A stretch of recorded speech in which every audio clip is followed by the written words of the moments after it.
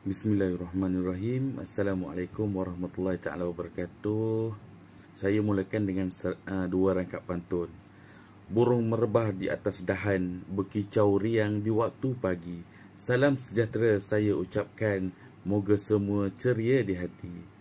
Bunga melati harum mewangi, disusun indah di atas meja. Assalamualaikum hadirin yang dihormati. Izinkan saya mulakan bicara. Saya Muhammad Hafiz bin Cik Ibrahim 283788, dan ahli kumpulan saya yang lain yang kedua adalah Muhammad Dizaluddin bin Abdul Salim, yang ketiga Muhammad Izwan Hafiz bin Abdul Zakir, yang keempat adalah Muhammad Jasir bin Jamaluddin, dan yang kelima adalah Sahzadah Afta Alam bin Syamsi Alam. Kami satu kumpulan ditugaskan untuk menerangkan tentang dasar anti-buli sekolah kebangsaan DABSK. Okey, ini adalah overview yang terdapat dalam dasar anti-buli sekolah kebangsaan DABSK, iaitu yang pertama latar belakang masalah, yang kedua data dan bukti semasa, yang ketiga adalah kelemahan dasar sedia ada, yang keempat adalah matlamat DABSK, dan yang kelima adalah objektif merangkumi yang utama dan sokongan, dan yang keenam adalah analisis pihak berkepentingan, yang ketujuh adalah peranan guru dan kaunselor, yang kelapan adalah fasa pelaksanaan, yang kesembilan sistem e-aduan buli, yang ke-10 adalah strategi pelaksanaan, yang ke-11 adalah cabaran utama, yang 12 adalah penunjuk kejayaan KPI, dan yang terakhir yang dibincangkan dalam dasar buli, dasar anti buli sekolah kebangsaan adalah kesimpulan dan cadangan. Okey, baiklah. Yang pertama adalah latar belakang masalah dasar. Masalah buli dalam kalangan pelajar sekolah di sekolah Malaysia semakin membimbangkan dan memerlukan tindakan yang menyeluruh daripada semua pihak yang berkaitan. Buli dalam konteks pendidikan melibatkan tingkah laku yang agresif yang disengajakan oleh pelajar, dilakukan berulang-ulang kali dan berlaku dalam hubungan kuasa yang tidak seimbang. Buli fizikal dan emosi masih menjadi bentuk yang paling dominan, tetapi sejak kebelakangan ini insiden buli cyber melalui platform seperti WhatsApp, TikTok dan Discord semakin meningkat dengan kadar yang membimbangkan. Mengikut kajian UNICEF 2022, menunjukkan 1 daripada 4 pelajar pernah menjadi mangsa buli. Oleh itu, satu dasar yang menyeluruh yang menggabungkan elemen pendidikan, perlindungan, sokongan psikososial, pelaporan digital dan pemantauan berkala amat diperlukan dalam usaha membenteras gejala buli dari akar umbi. Okey, seterusnya adalah dasar dan bukti semasa. Dasar anti-buli sekolah kebangsaan DABSK.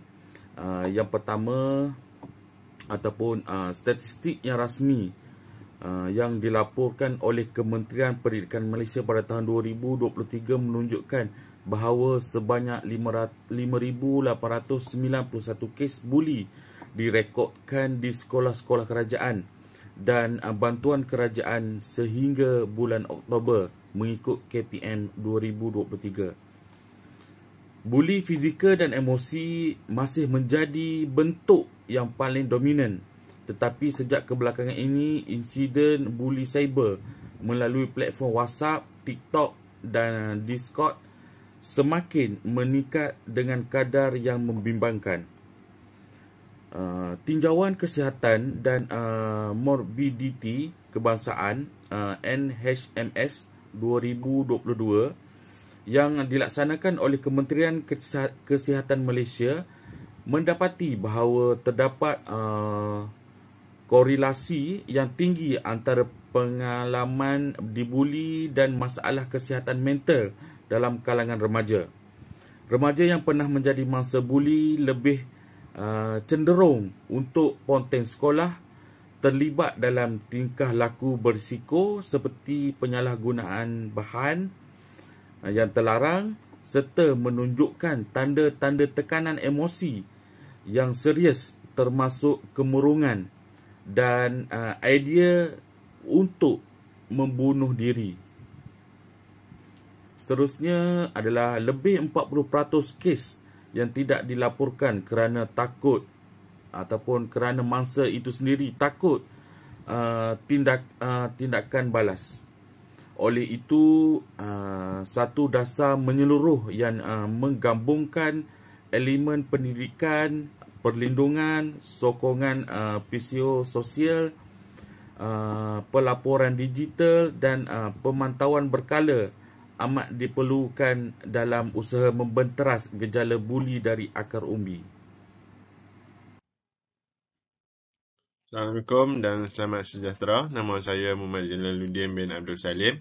Nombor matrik saya 283800. Okey, terima kasih kepada rakan saya Encik Hafiz. Seterusnya saya akan membentangkan tentang kelemahan dasar sedia ada.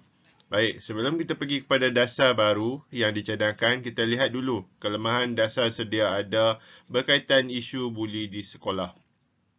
Pertama, tiada dasar kebangsaan yang khusus untuk menangani isu buli secara menyeluruh. Ini bermaksud setiap sekolah menggunakan pendekatan masing-masing tanpa satu kerangka utama yang seragam. Yang kedua, pendekatan antara sekolah berbeza-beza kerana tiada garis panduan standard daripada pihak berkuasa. Hal ini menyebabkan cara menangani kes buli tidak konsisten dan sukar untuk dinilai keberkesanannya. Ketiga, prosedur pelapor terlalu birokratik dan tidak mesra pelajar. Ramai murid takut atau tidak tahu cara untuk melapor kerana prosesnya panjang dan rumit. Keempat, terdapat kekurangan latihan dalam kalangan guru untuk mengenal pasti dan mengurus kes buli dengan betul. Ada guru yang mungkin tidak sedar tanda-tanda awal mangsa buli.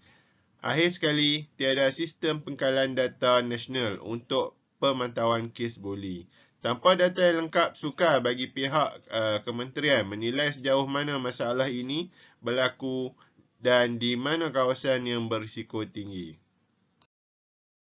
Okey, slide seterusnya. Sebagai langkah penyelesaian, dasar baru yang dicadangkan iaitu Dasar Anti-Buli Sekolah Kebangsaan DABSK mempunyai beberapa matlamat utama. Matlamat pertama ialah untuk menjadikan semua sekolah di Malaysia bebas daripada buli menjelang tahun 2030. Ini adalah visi jangka panjang yang menunjukkan komitmen negara dalam memastikan keselamatan pelajar. Matlamat kedua ialah untuk membentuk budaya empati, hormat dan tanggungjawab sosial dalam kalangan murid. Maknanya, kita bukan hanya mahu menghukum pembuli, tapi juga mendidik pelajar supaya kemanusiaan dan menghargai orang lain. Matlamat ketiga, mengurangkan sebanyak 50% kes buli dalam tempoh 3 tahun pertama pelaksanaan dasar ini. Ini merupakan sasaran yang realistik dan boleh diukur bagi melihat keberkesanan pelan tindakan. Akhir sekali, dasar ini juga bertujuan untuk menjamin keselamatan, kesejahteraan emosi dan akademik murid.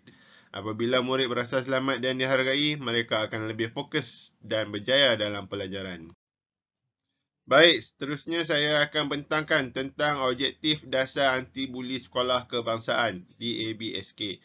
Objektif dasar ini dibahagikan kepada dua bahagian iaitu objektif utama dan objektif sokongan.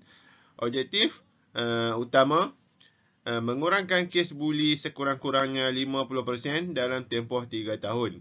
Ini merupakan sasaran utama dasar bagi memastikan kes buli dapat dikawal dengan cepat dan berkesan. Kedua, membangunkan sistem e-aduan buli yang berasaskan teknologi mudah alih.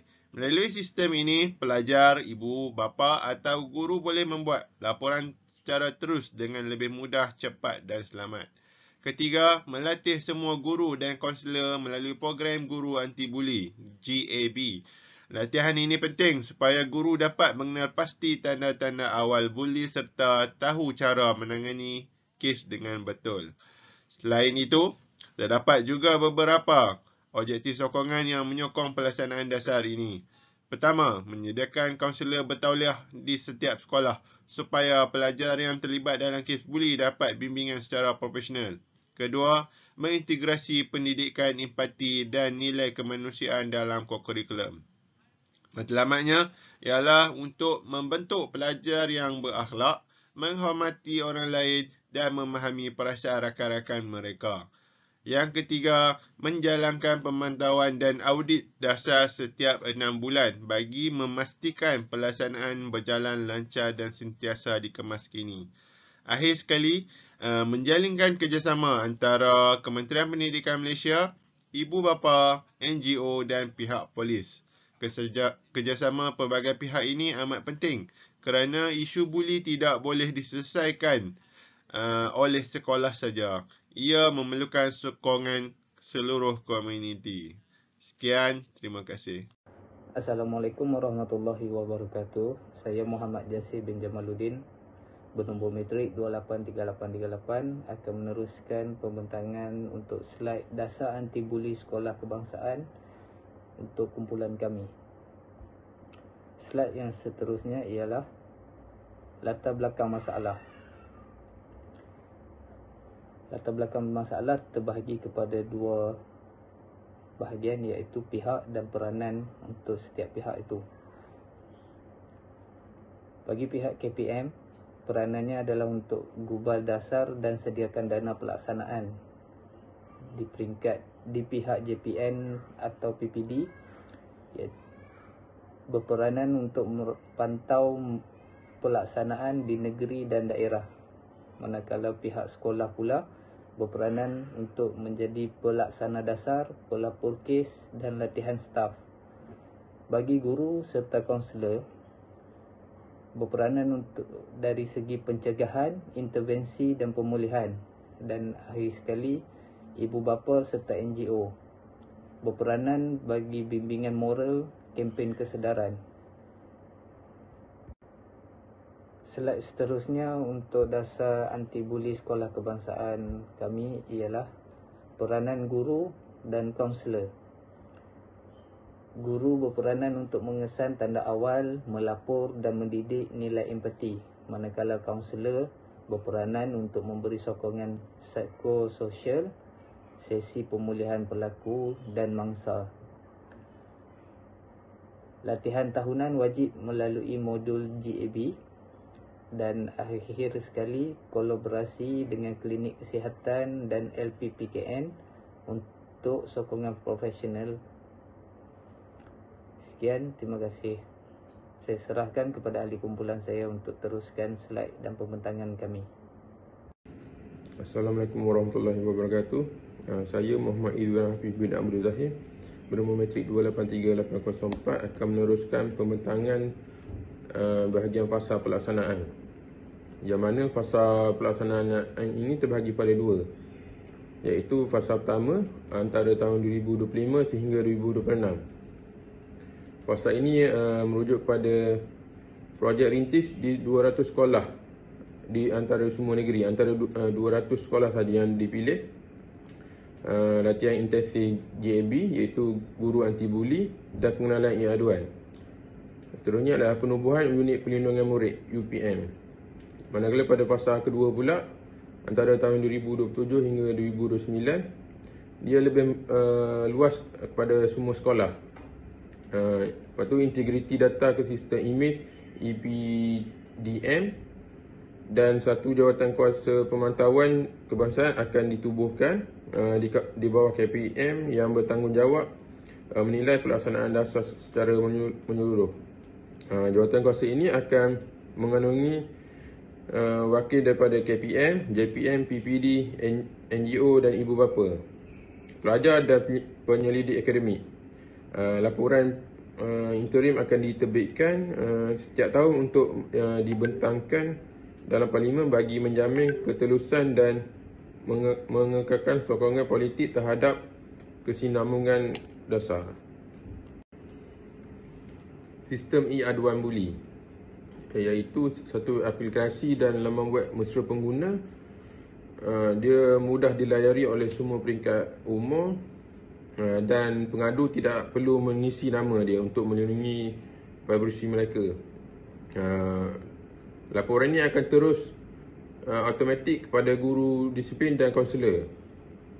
Analitik data daripada sistem ini bantu mengenal pasti trend dan hotspot buli. Aplikasi ini juga disokong oleh MCMC dan Google Malaysia, inisiatif CSR.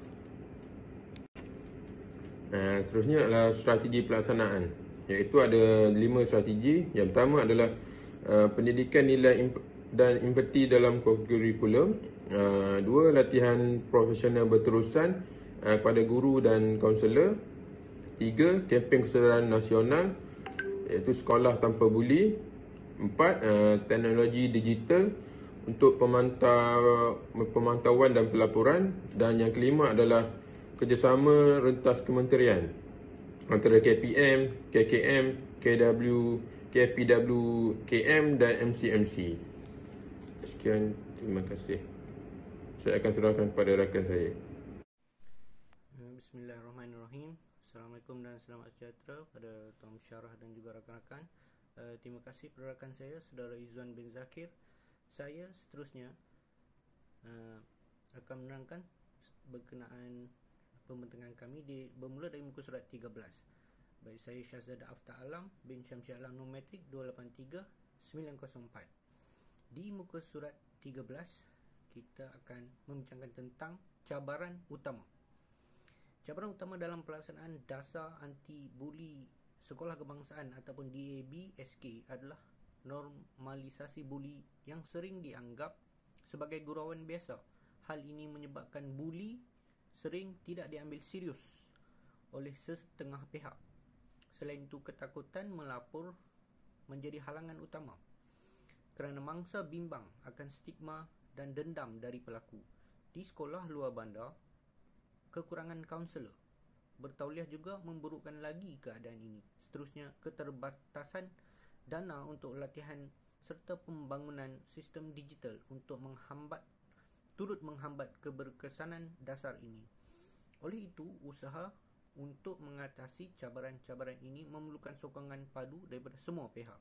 Seterusnya pada slide ke-14 adalah tentang penunjuk kejayaan ataupun KPI. Bagi mengukur kejayaan pelaksanaan dasar anti-buli sekolah kebangsaan DAB-SK, beberapa penunjuk kejayaan ataupun KPI telah ditetapkan. Pada tahun pertama, kita mensasarkan penurunan kes buli sebanyak 30%. Selain itu, 90% daripada guru dan kaunselor dijangka akan menyelesaikan latihan GAB dalam tempoh 2 tahun. Semua sekolah juga diharapkan dapat menggunakan sistem e-aduan menjelang tahun 2027 untuk memastikan aduan kes buli diurus dengan lebih cepat dan pantas. Setiap tahun, laporan kemajuan akan diserahkan kepada pihak Kementerian Pendidikan Malaysia KPM dan Parlimen untuk memastikan dasar ini berjalan dengan lancar dan mencapai matlamat yang telah ditetapkan. Seterusnya adalah kesimpulan dan cadangan.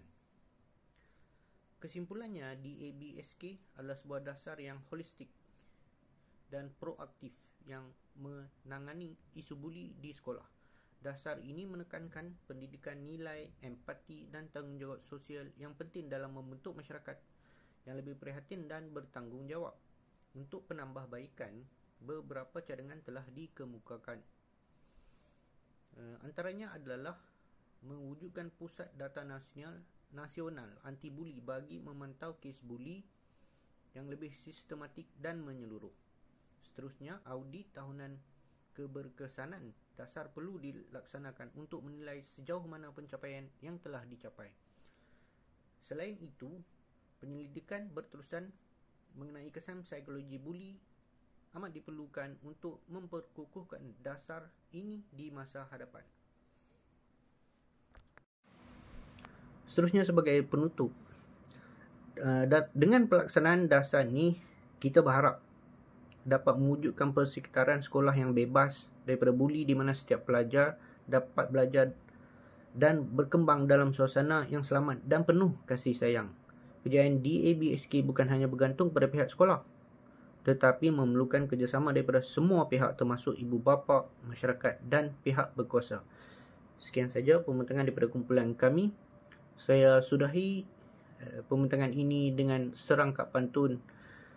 Rendang sungguh si pohon ara, tercabut akar, digoncang taufan. Terima kasih penutup bicara. Sebarang salah mohon kemaafan. Assalamualaikum. Terima kasih.